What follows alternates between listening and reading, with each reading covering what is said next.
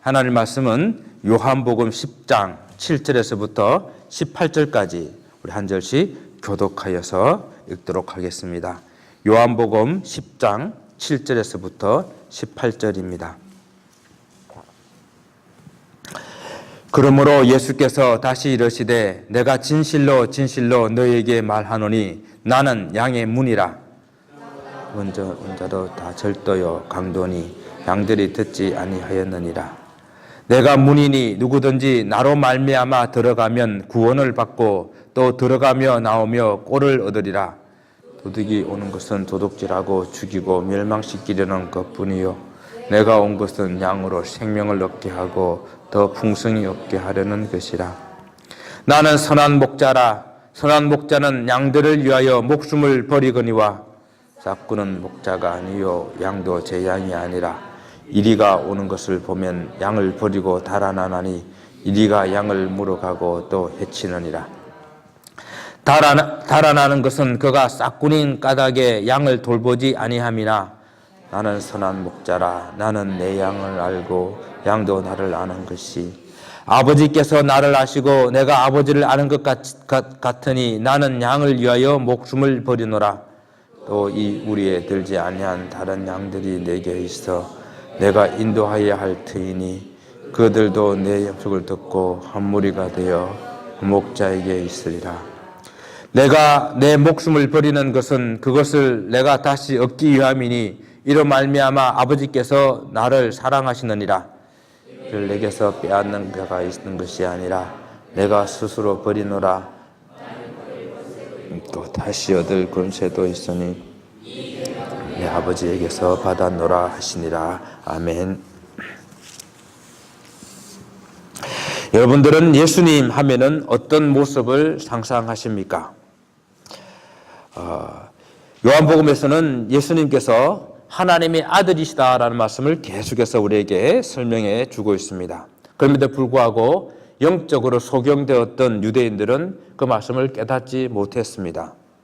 그래서 오늘은 당시 팔레스타인의 사람들 생활 속에서 많이 접할 수 있었던 목자라는 그런 개념을 가지고 설명을 하기를 원합니다. 아브라함의 후손인 유대인들은 조상 대대로 유목생활을 하고 살았기 때문에 그 목자라는 말에 대해서 아주 친숙하고 잘 이해할 수 있는 그런 개념이었기 때문에 오늘 주님께서 그 목자라는 개념으로 주님이 하나님의 아들 되심을 우리에게 말씀해 주고 있습니다. 그러나 이러한 목자들은 개념 안에는 또한 유대 종교 지도자들에 대한 그런 경고와 그런 깨닫지 못함에 대한 책망의 말씀도 함께 들어있다라는 것입니다. 양을 인도하는 종교 지도자들이 영적 소경이 되어서 백성들을 잘못된 길로 인도하고 있는 그러한 모습들을 지적하고 있는 것입니다. 먼저 우리가 오늘 본문의 말씀에서 양의 문이 되신 예수님을 말씀하고 있는데 요한복음에서는 주님께서 진리를 선포하실 때마다 자주 사용하신 그런 진실로 너희에게 이르노니 라는 그런 표현을 사용하십니다. 이 말씀을 사용하실 때는 좀 더 사람들에게 정말로 중요한 이야기를 내가 하고 있다. 내가 정말로 중요한 진리를 선포하고 있다라는 것을 말씀하시기 위해서 진실로라는 말을 두 번 반복해가지고 그렇게 주의를 다시 한번 환기시킨 이후에 제자들에게 그 말씀을 선포하는데 오늘은 그 말씀을 가지고 나는 양의 문이다라고 말씀하십니다.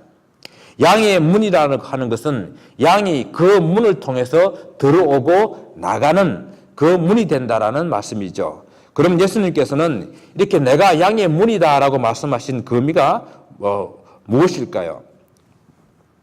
예수님을 통해서 생명을 얻을 수 있다라는 그 말씀입니다. 양들이 문을 들어오고 나가는 이유는 우리가 뻔하지 않습니까? 아침에 문을 열고 목자가 문을 열게 되면 그 문을 통해서 양들이 나옵니다. 바깥에 꼴을 얻기 위함이죠. 또 저녁에 이제 다 꼴을 뜯고 난 다음에 들어와서 또 문을 열게 되면 그 안으로 들어가게 됩니다. 그 안에서 안전하게 보호받기 위함입니다. 우리의 삶을 아주 간단하게 생각해 보게 되면 그죠? 먹고 그리고 안전하게 보호받는 것, 그것이 곧 사는 겁니다. 사는 것. 우리가 이것저것 다 떼어버리고 그죠? 다 떼어버리고 딱 사는 것만 생각해 보게 될 때에 먹고 쉬는 것, 그것이 사는 거예요. 그러니까 먹고 난 다음에 안전한 곳에 보호받는 것, 그것이 곧 생명을 얻는 것인데, 이렇게 예수님이 양들의 문이다라고 했을 때에 예수님을 통해서 이 양들은 생명을 얻는 것이다라고 말씀하는 것입니다. 그래서 이렇게 보면은 내가 문이니 누구든지 나로 말미암아 들어가면 구원을 받는다라고 말했습니다.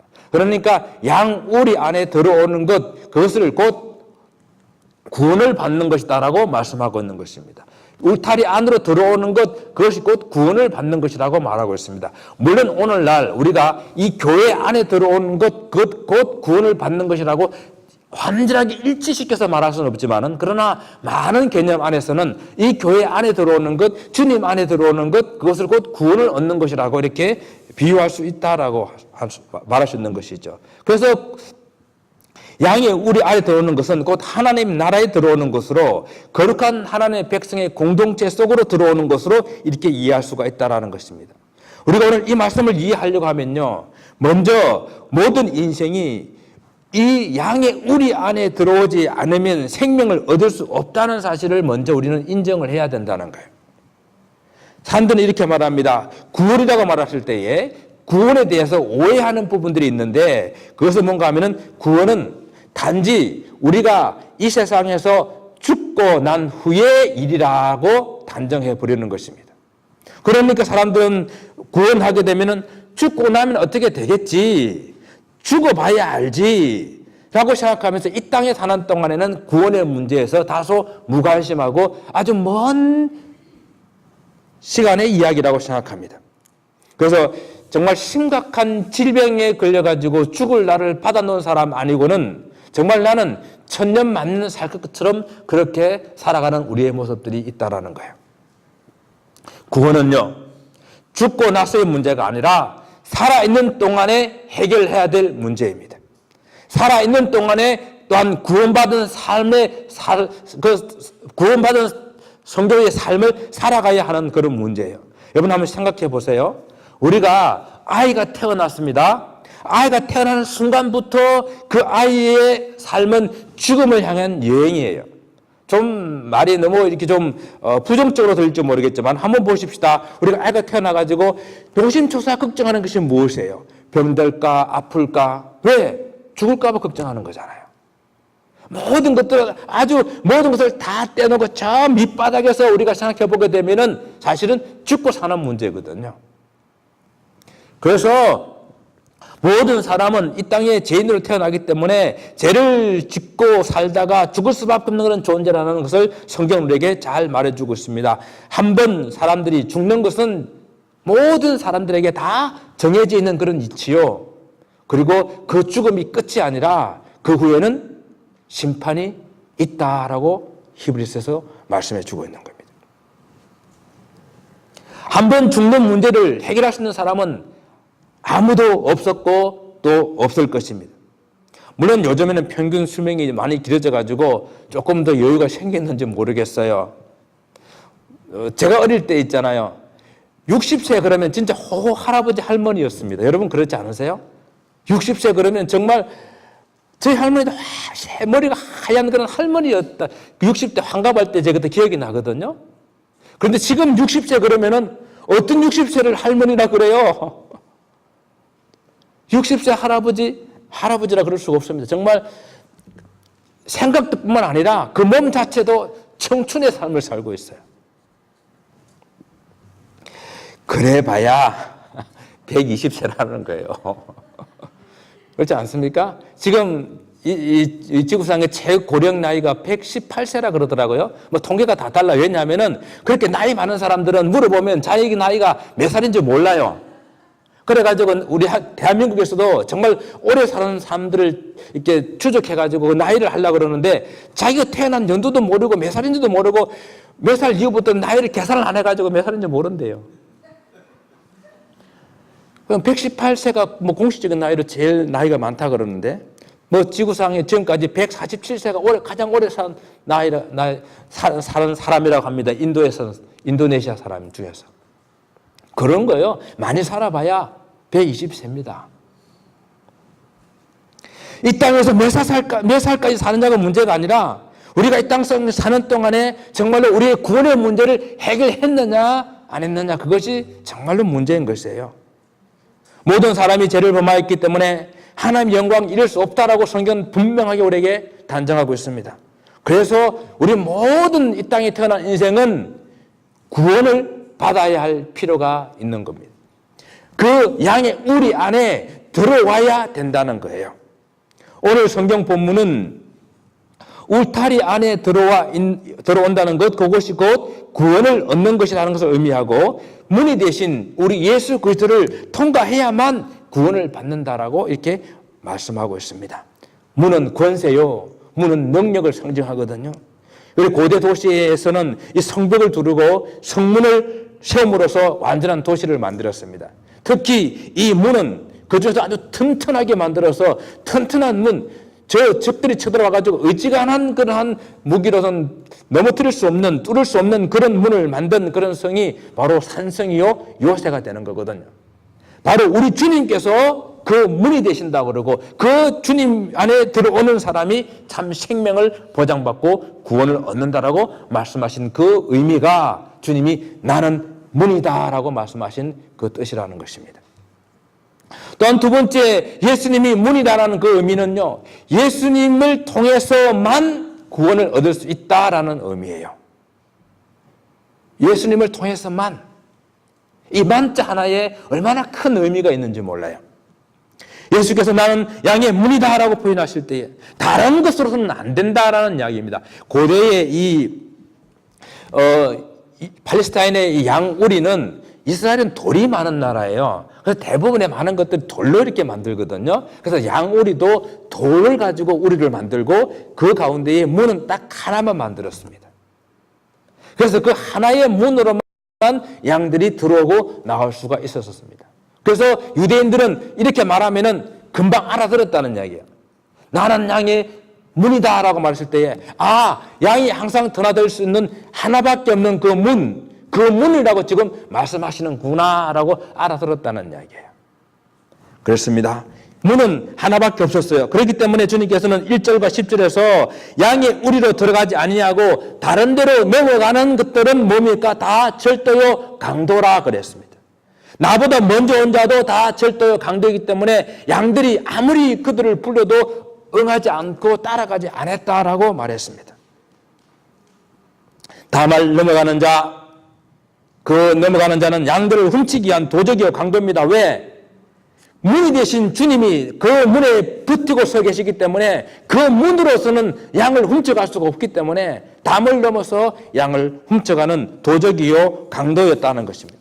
주님께서는 오직 한 유일한 구원의 문이 되시기 때문에 성경은 천하의 구원을 얻을 만한 다른 이름을 주신 일이 없다라고 분명하게 선포합니다. 주님이 나는 문이요 라고 말했을 때는 주님만, 주님으로만, 주님을 통해서만 구원을 얻을 수 있다라는 그런 의미라는 것입니다.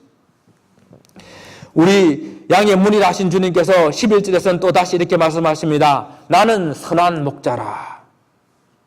예수님께서 누구든지 요한복음을 통해서 이렇게 예수님이 누구이신지를 요한복음 통해서 계속해서 말씀하고 계시는데, 예수님이 누구냐라고 말했을 때 우리는 한마디로 딱 말할 수 있는 것이, 예수님은 하나님의 아들이다라고 말하는 것이 예수님이 누구신가에 대한 대답이에요. 예수님 누구십니까? 하나님의 아들이세요. 그럼 예수님이 어떤 분이십니까? 라고 말하실 때에는 여러 가지를 말할 수가 있어요. 여러분, 예수님 어떤 분이신가? 이런 것이죠. 여러분, 하나님의 이름이 무엇입니까? 여러분, 하나님 이름 무엇이 아세요? 하나님의 이름. 하나님 이름은 하나밖에 없어요. 유대인들은 이름을 부를 때에 아도나이라고 부르는데 야훼라고 하는, 여호와라 하는 이름 하나밖에 없어요. 그런데 우리는 때로는 또 하나님 이름을 여호와 이레, 여호와 샬롬, 여호와 니시, 여호와 샴마, 여호와 라파 이렇게 부르잖아요. 그거는 무엇입니까? 여호와 하나님께서 나타나셔서 사용하실 때에 그 나타나시는 속성이나 성품을 말하게 될 때에 우리는 이렇게 여호와 샬롬, 여호와 이레, 여호와 니시, 여호와 샴마, 여호와 라파라고 이렇게 부르는 것입니다. 그와 마찬가지로 우리 예수님이 누구시냐라고 할 때에 그분은 하나님의 아들이세요. 그런데 그 예수님 어떤 분이시냐, 우리에게 어떤 분으로 나타나시느냐 말할 때에 여호와 하나님은, 우리 주님께서는 이런 분 저런 분으로 말할 수 있는데, 오늘 그 본문에 말씀하시는 것처럼 오늘 주님께서는 선한 목자라고 말씀하셨습니다. 그런데 이 요한복음에서는 이와 같이 예수님의 성품과 성량과 그 속성들을 나타냈는데, 요한복음에서만 23번이나 나는 누구누구다라고 요약을 하셨어요. 그런데 그 중에서 7가지만 표현한다 그러면은 나는 생명의 떡이다, 나는 생명의 빛이다, 나는 양의 문이다, 나는 선한 목자다, 나는 부활이요 생명이다, 나는 길이요 진리요 생명이다, 나는 참 포도나무다. 이렇게 주님께서는 요한복음에서만 나는 누구누구다, 나는 어떤 사람이다라는 것을 말씀하고 있는 겁니다.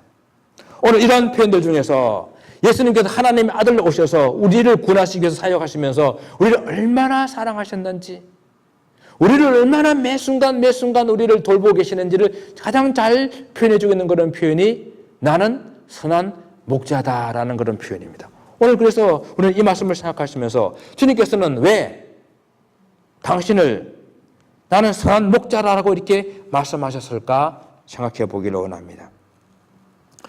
선한 목자라고 말했을 때는 그 당시에 이렇게 거짓 목자가 많았기 때문입니다. 예수님 당시에 목자는 크게 두 종류로 나눌 수가 있어요. 목자 할 때 양을 치는 목자들은요, 대부분 사람들이 다 소규모로 이렇게 양 몇 마리 이렇게 키우는 그런 소규모의 목축을 하는 사람들이 많았어요. 가난한 사람들이기 때문에. 그런 사람들은 그 양이 자기 양이에요. 그런데 많은 양을 키우는 사람들은 그 양을 싹꾼을 사가지고, 싹꾼 목자를 사가지고 그 사람들에게 양을 맡겨서 싹꾼 목자들이 그 양을 대신 쳤습니다. 그러니까 그게 두 종류죠. 자기 양을 치는 사람, 아니면은 돈을 받고 양을 치는 사람. 그 양이 자기 양이든지 아니면 그 주인의 양을 돈 받고 양을 벌보는 사람이든지 똑같이 의무는 뭡니까? 그 양을 잘 먹이고 입히는 거예요. 그 양을 안전하게 보호하는 것입니다. 그런데 당시에 일반적으로 목자하게 되면은 사람들에게는 좋은 이미지를 주지 못했었습니다. 대부분의 다 목자하게 되면은 이 삭스를 받고 주인의 양을 대신 돌봐주는 이런 사람들이 자기 양이 아님으로 인해 가지고 불성실했다라는 겁니다.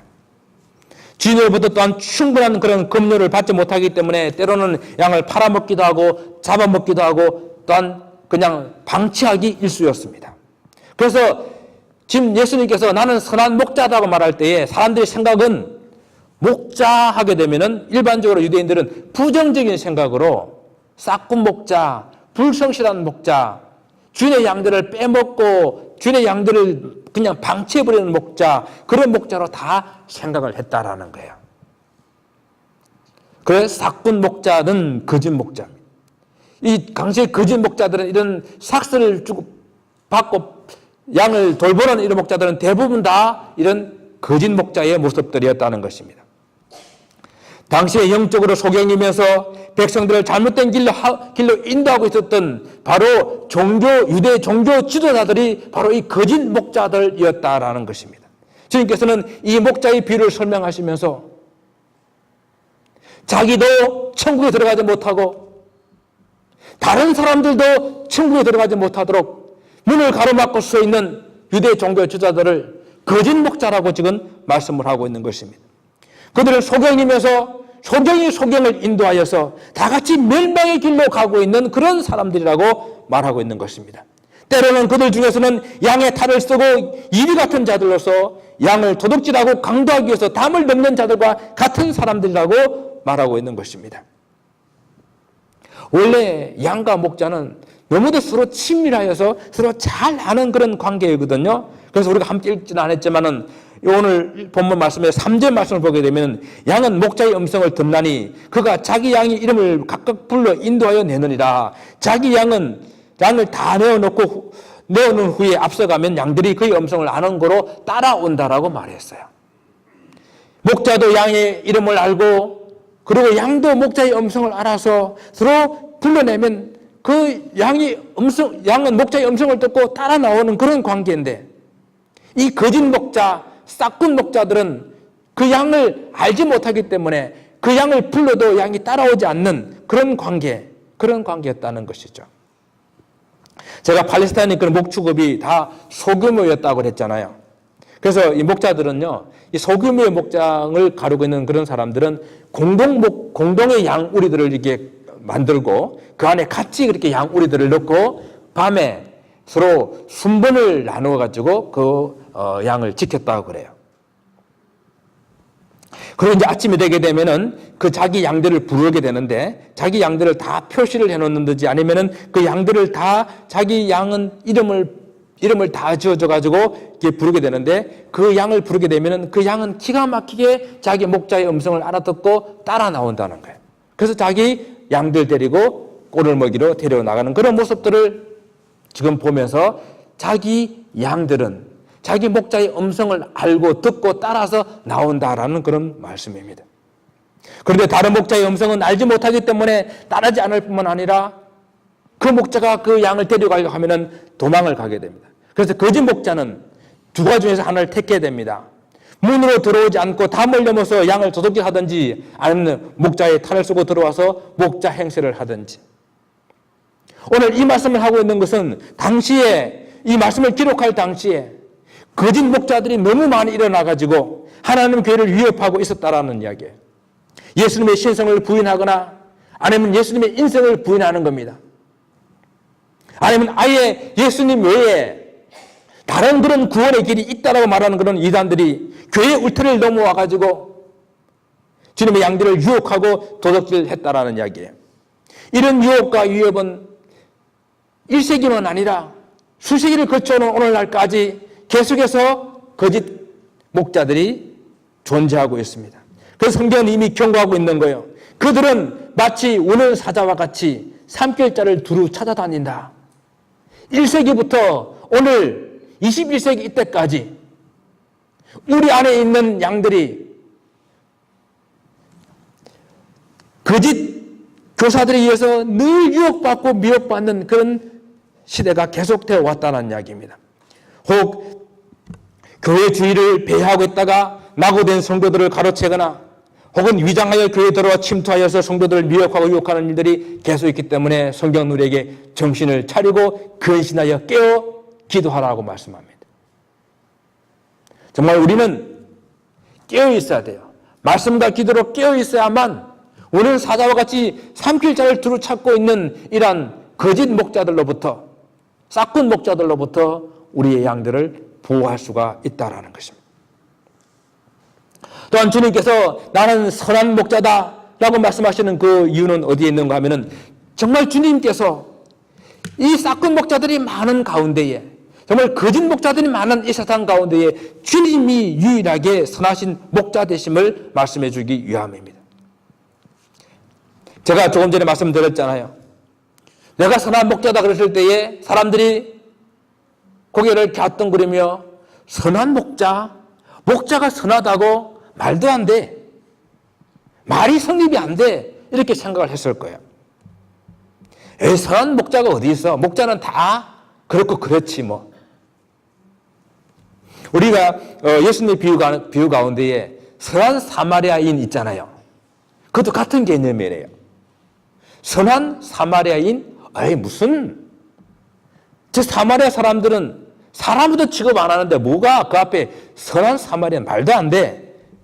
그렇게 생각하는데 주님께서는 그 사마리아인이 정말로 선한 삶을 살았다라고 선한 너희 이웃이라고 말씀하는 것처럼 목자하게 되면 다 양을 도둑질하고 양을 잡아먹고 급한 일 생기면 다 내팽개치고 위험한 일 생기면 도망가 버리는 그런 목자들인데 선한 목자 말도 안 돼라고 말하지만 그렇지만 내가 그 선한 목자로 왔다라고 주님께서는 말씀하는 것입니다. 여러분 그 잘된 관행을 한순간에 망치기는 너무 쉬워요. 그죠?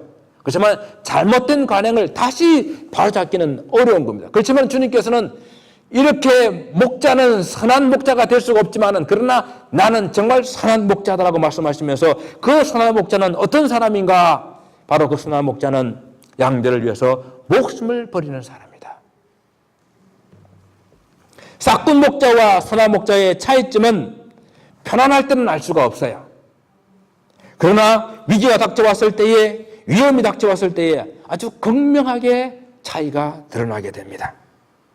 이리가 오면은 양을 버리고 달아나는 것이 싹군 목자라는 것입니다.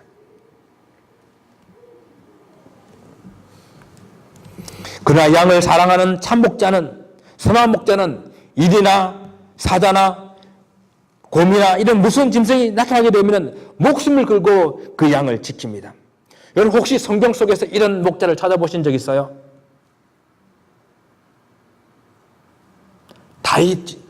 어린 다윗을 생각해 보시지 않겠습니까? 다윗이 그 사울 앞에서 자기의 어릴 때의 삶을 이렇게 고백합니다. 자기 아버지 양을 치게 될 때에 가끔 사자와 곰이 나타나게 됐는데 그때 양떼에서 새끼를 그 곰이나 사자가 움켜가게 되면 따라가서 그 양과 그 사자와 곰 가운데서 그 양 새끼를 내가 다시 찾아왔습니다. 그리고 그 양이나 그 사자나 곰이 나를 공격하게 되면 그 숨을 잡아가지고 그를 그를 쳐 죽였다라고 그가 이야기하고 있습니다. 여러분 실제적으로 이런 야생에서 곰이나 사자를 만나게 되면은 어지간한 사람이면 이런 일을 할 수가 없을 거예요. 그러나 오늘 이 다윗은 그 양을 구하기 위해서 목숨을 걸고 싸우는 그런 목자의 모습을 가지고 있었다라는 것입니다. 자기 목숨보다도 양의 생명을 더욱더 귀하게 여기지 않으면 불가능한 그런 모습이죠. 오늘 주님께서 바로 이와 같이 우리의 선한 목자 되셔서 우리의 생명보다도 당신의 생명보다도 우리 생명을 더욱더 귀하게 여기셔서 우리를 위해서 당신의 생명을 내어놓으셨다라는 것입니다. 어쩌면 나보다도 나를 더 사랑하시는 우리 주님의 모습, 우리보다도 우리를 더욱더 사랑하시는 그 주님의 모습, 여러분보다도 여러분 자신을 더욱더 사랑하시는 그런 주님의 모습, 바로 그런 모습이기 때문에 주님께서는 당신의 생명을 내어놓으셨고 그래서 우리를 구원하신 것입니다. 목숨을 내셨다는 이 말씀은 기꺼이 스스로 자발적으로 내어놓으셨다고 오늘 본문을 말씀하고 있죠. 누가 빼앗은 것이 아니라 내 스스로 내어놓으셨다고 말합니다. 주님은 분명하게 이 사역을 통해서 이 목숨을 버릴 권세도 있고 목숨을 다시 취할 권세도 있으신 분이십니다. 주님은 나인성 가보에 하나밖에 없는 그 아들이 죽어서 나올 때에 그 아들을 살려주시지 않았습니까? 죽은 야이로 딸을 살리셨습니다. 그리고 죽은 나사로, 썩어서 냄새나는 그 죽은 나사로를 살리셨습니다. 이렇게 죽음을 살릴 수 있는 그런 권세를 가지신 그런 주님이시지만은, 그러나 주님께서는 자기 양들을 살리시기 위해서 스스로 목숨을 버린 같이 우리들을 살리시기 위해서 스스로 당신의 목숨을 내어놓으신 참 선하신 목자이라는 것입니다. 두 번째 또한 우리 주님은 당신의 선하신 목자임을 나타내기 위해서 우리에게 하신 말씀은 나와 양은 하나다, 한 몸이다 라고 말씀하시는 거예요. 선한 목자는 자기 양을 너무도 잘 알고 또 양도 목자를 너무도 잘 아는 그런 친밀한 그런 관계 속에 있다라는 것입니다. 조금 전에 읽어드렸던 그 3절의 말씀처럼 목자는 자기 양의 이름을 각각 불러서 인도하여 낸다고 하지 않았습니까? 목자가 자기 양의 이름을 알아야 부를 수 있는 것 아니겠습니까? 그러니까 목자는 양 하나하나에다가 그 이름을 붙여주고 그 양 하나하나의 특징을 알고 양 하나의 성격을 알고 그 생긴 모습을 따라가지고 그 양의 이름을 붙여주고 그 이름을 불렀기 때문에 그 양을 너무도 잘 알고 있는 그런 목자라는 것입니다. 여러분 이렇게 될 때까지 얼마나 많은 시간과 얼마나 많은 관심이 있어야 그 목자가 양 하나하나의 이름을 붙여줄 수 있을까요? 이것이 그냥 되는 일이 아니라는 것입니다. 이와 같이 목자가 양을 아는 것은 마치 우리 하나님 아버지와 내가 서로 하나인 것처럼, 아버지가 나를 알고 내가 아버지를 아는 것처럼 그렇게 하나다라고 말씀하셨습니다. 이것은 제가 이 말씀을 보니까 엄청난 주님께서 과장의 말씀을 하시는 것 같아요. 여러분, 우리 하나님 아버지와 예수님은 한 분이거든요. 한 몸, 한 본체시잖아요. 이렇게 한 몸, 한 본체이신 것처럼 그렇게 두 분 사이는 어떤 격도 없이 서로 통하시는 그런 사이신데 그런 주님께서 나와 아버지가 하나인 것처럼 목자와 양이 하나라고 말씀하시는 것은 정말로 과장된 그런 말씀이 아니십니까? 어떻게 이렇게 과장된 말씀을 하실 수가 있는 것일까요? 그것은 바로 주님께서 우리의 목자가 되셔서 우리 여러분 한 분 한 분의 모든 성격과 모든 특징과 모든 아픔과 모든 문제를 다 알고 계시는 그 주님이시기 때문에 이렇게 내와 우리가 하나이라고 이렇게 말씀을 하실 수가 있는 것입니다. 우리가 예수님을 영접하게 되면 바로 내 주님께서 내 안에 들어와 계시고 내가 주님 안에 들어가셔서 함께 먹고 마시는 그런 관계이기 때문에 그런 친밀한 관계이기 때문에 우리를 하나라고 말씀을 하시는 것이거든요. 우리가 예수님을 믿는다고 하는 것은 바로 이런 관계를 의미합니다. 정말 하나인 그런 관계를 의미하는 것이에요. 여러분 예수님을 믿고 세례를 받을 때에 내가 예수님을 세례를 받게 되면 내가 예수님과 함께 십자가에 죽고 다시 예수님 십자가에 부활하신 것처럼 다시 부활할 것을 고백하는 것, 바로 그것이 우리의 세례를 받는 것 아니겠습니까? 그것이 바로 주님과 나와 하나 된 그런 모습이거든요. 그래서 사도 바울도 이렇게 말합니다. 내가 그리스도와 함께 십자가에 못 박혔나니 그런즉 이제는 내가 사는 것이 아니다. 내 속에 그리스도가 사는 것이다 라고 말씀하셨습니다. 이와 같이 주님이 우리의 선하신 목자가 된다고 하는 것은 주님과 나는 하나다라는 건 그런 의미입니다. 세 번째로 주님께서 우리의 선한 목자가 되신다고 하는 것은요, 주님께서 자기 양들에게 풍성한 꼴을 먹이시겠다라는 것입니다. 거짓 목자, 싹군 목자는 양들로 자기들의 이익을 취하는 사람들이에요. 마치 도둑이 도둑질하고 죽이고 멸망시키는 것과 같다라고 성경은 말씀하고 있습니다. 그러나 목자는요, 양들을 밤새도록 지키는 그 양의 문이 되고, 그리고 선한 목자는 그들을 인도하여 내어서 그 양들로 하여금 들어오고 나가고 꼴을 얻게 하기 위해서 그 양들의 선한 목자가 된다고 그랬습니다. 오늘 본문 10장 3절에 목자가 양들의 이름을 각각 불러내어서 인도하여 낼 때에 그냥 누구 나와 부르는 것 같지만 그 부름 속에는 좀 강제성이 있는 그런 말씀이라고 그래요. 왜냐하면은 어떤 양들은 그냥 양우리에 남아가지고 나 좀 더 오늘 그냥 좀 더 쉴래, 좀 더 잠 잘래, 나는 꼴 안 먹을래라고 앉아있는 그런 양들이 있거든요. 그래서 목자는 강제로 그들을 이렇게 세워가지고 끌고 나와서 이렇게 꼴을 먹이러 데리고 나가는 그런 의미에서의 그 목자는 양을 이끌어낸다라고 이렇게 표현하고 있습니다. 그래서 한 양들을 불러내게 될 때에 그 불러내는 것은 좀 강제적인 그런 의미가 있어요. 그래야 그 양은 꼴을 얻어먹고 건강해질 수가 있거든요. 이 선한 목자의 마음은 양들이 꼴을 먹는데 그냥 꼴을 먹는 것이 아니라 오늘 본문의 말씀처럼 좀 풍성히 먹고 강건해지는 것이 이 목자의 소원입니다. 양의 문으로 양이 들어오는 것은 구원을 얻는 것이라고 말씀을 드렸는데 단지 그 구원을 얻는 것만 가지고 되는 것이 아니라 그 양이 구원을 얻고 난 이후에는 그 문을 통해서 들어오고 나올 때마다 좀 풍성한 그 꼴을 얻어서 강건해지는 것이 그 목자의 기쁨입니다. 이와 같이 우리가 주님을 믿고 구원을 얻고 난 이후에 주님을 통하여 꼴을 먹되 풍성히 먹어서 풍성한 생명을 누리는 것이 우리 주님의 간절한 소원이라는 것입니다. 우리가 주님을 믿고 신앙생활하는 것이 이렇게 풍성한 은혜를 받고 사는 것인데 겨우 어떤 사람은 겨우 그냥 구원만 얻고 겨우 구원 얻은 사람으로서 이 땅을 살아가는 그런 사람들이 있어요. 겨우 주일날 교회 나오는 것 아니면은 우리 교회는 없겠지만 겨우 밥 먹을 때 기도 한번 하는 거로 그냥 신앙생활을 하는 그런 분들이 있다라는 거예요.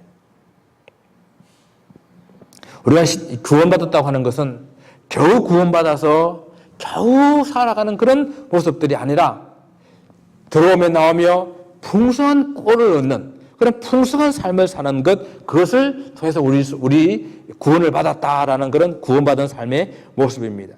여러분, 삶이 우리가 오래 사는 것도 좋지만은 120세 살아도 건강하지 못하고 겨우겨우 사는 모습, 그걸 사는 거라고 우리가 할 수 없잖아요. 아이가 태어나가지고 우유도 잘 먹고 쑥쑥 자라야지. 그 아이가 인큐베이터 안에서 겨우 목숨만 연장하고 있다라고 생각했을 때에 그 부모의 마음이 어떠하겠습니까? 병원에 가면 좀 수많은 사람들이 그 겨우 목숨만 유지하고 있는 그런 사람들이 많이 있어요. 혹 우리 신앙이 이런 모습과 같이 겨우 구원만 받은 그런 삶의 모습으로 살아가고 있다 한다면 이들과 별반 다를 것이 없다라는 것입니다. 음식을 먹고 활동을 해야 건강한 것처럼 우리 하나님의 말씀을 듣고 그 하나님의 말씀대로 살아가게 될 때에 건강한 성도의 삶을 살아갈 수가 있습니다. 건강한 성도들이 많은 그런 교회가 건강한 교회입니다. 저는 이런 건강한 교회가 우리 건강한 교회를 함께 세워나가기를 원하는데, 오늘 이 건강한 교회의 모습을 잘 알았던 다윗은 시편 23편을 가지고 이렇게 노래했습니다. 여호와는 나의 목자시니 내게 부족함이 없으리로다. 정말 여호와께서 우리의 선한 목자이시기 때문에 우리가 여호와를 선한 목자로 믿고 따르는 사랑하는 성도들의 삶이 겨우 구원받은 삶이 아니라 풍성한 생명을 누리는 그런 삶이 되시기를 주님 이름으로 축원을 드립니다. 그리고 마지막으로 한 가지만 더 생각하고 싶은 것은요, 16절 말씀에서 이렇게 말씀합니다. 또 우리 안에 들지 아니한 다른 양들이 있다라고 말합니다. 그들도 내가 인도하여야 될 터인데 라고 말씀하고 있어요. 현재 주님의 그 우리 안에 들어오지 아니한 다른 양들이 있다고 하는데, 그들도 주님께서 내 양이라고 말씀하시며 그들도 인도하여 드려야 될 터인데 라고 안타깝게 말씀하시는 그 말씀을 오늘 저 여러분이 함께 들으시기를 원합니다. 여러분, 무슨 뜻입니까? 그 당시에는 아직도 주님의 양에 들어오지 못한 이방인을 말하는 거예요. 주님께서는 처음부터 유대인들에게 복음을 전하시고 이방인들에게 복음을 전하실 그 모든 계획들을 가지시고 말씀을 하신 것입니다. 이방인들도 여전히 주님의 그 우리 안에 들어와야 될 것을 말씀하고 계시는 거예요. 주님께서 목숨을 버리시기까지 양들을 사랑하신 것은 그 양 안에 유대인과 이방인이 함께 있어서 그 모두가 다 구원을 얻게 하기 위하여서 주님께서는 십자가에서 피를 흘리신 것입니다. 그들도 내 음성을 듣고 한 무리가 되어서 한 목자에게 있으리라 라고 말씀하셨습니다. 이방인도 같은 목자이신 우리 주님의 음성을 듣고 이 한 무리를 이루어야 할 터인데, 이들도 주님께로 인도해야 할 터인데, 오늘 주님께서 오늘날 한 이 무리가 있어서 이들도 나에게 인도해야 할 터인데 하는 이 음성이 저와 여러분 속에 한 사명으로 이렇게 들려지기를 원합니다. 오늘 우리에게 들어오지 않은 이 양들이 이방인이었다고, 당시 이방인이었다고 한다면은 지금 오늘 우리가 이 말씀을 듣고 있는 이 말씀을 들을 이 순간에는 아직도 주님의 이 우리 안에 들어오지 않는 저 세상 바깥에 있는 주님을 믿지 아니하는 저 다른 세상 사람들을 말할 수가 있습니다. 그래서 저들도 인도해야 할 것을 우리에게 부탁하시는 주님의 음성으로 우리 이 음성을 듣고 아직도 이 안에 들어오지 않는 저 무리들을 구원해야 될 그러한 주님의 음성을 듣고 우리가 함께 응답할 수 있기를 바랍니다.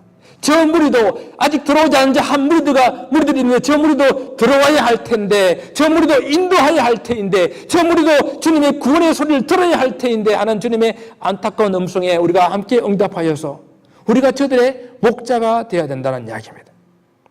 주님께서 우리의 목자장이 되시고 주님께서 우리에게 당신의 양무들을 맡기시며, 너희가 나를 사랑한다면은 내 양을 좀 쳐달라, 너희가 나를 사랑한다고 한다면 내 양을 좀 먹여달라고 우리에게 말씀하십니다. 우리가 주님께 받은 이 사랑을, 주님께서 생명을 바쳐서 우리를 사랑하시는 이 생명을 보장할 수 있는 그 길은, 최선의 길은 우리도 목자 되어서 우리 안에 들어오지 못한 저리들을 주님의 양무리 안으로 인도하는 그 일을 감당하는 것입니다. 바로 목자라고 하는 이것은 오늘 목사라는 이 말도 바로 이 목자라는 이 말 속에서 어원이 온 것입니다. 엄밀하게 말하면은 목사는 주님의 양을 맡아서 목양하는 목자라고 이야기할 수 있겠죠.